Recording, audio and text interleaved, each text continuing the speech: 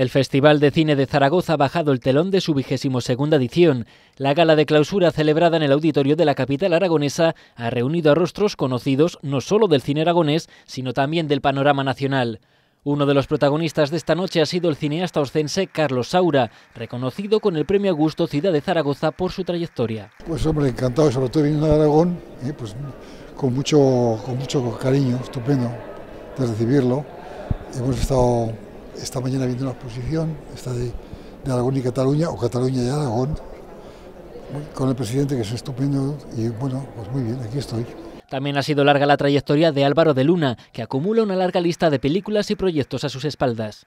Bueno, es una alegría enorme pensar que todavía un actor ya veterano como soy yo, pues se acuerdan y te dan, bueno, un reconocimiento, digamos, en este caso a toda una vida.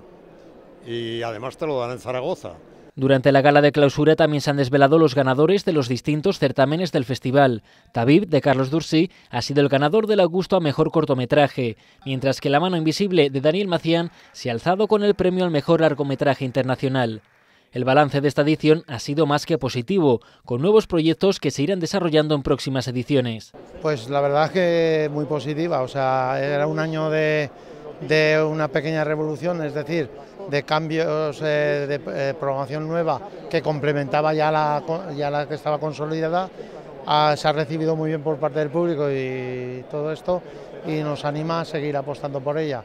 Al año que viene habrá menos novedades, pero yo creo que vamos camino del 25, que es lo que nos importaba, con buenas vibraciones. El Festival de Cine de Zaragoza se prepara ya para la siguiente edición, con la vista puesta en su 25 aniversario.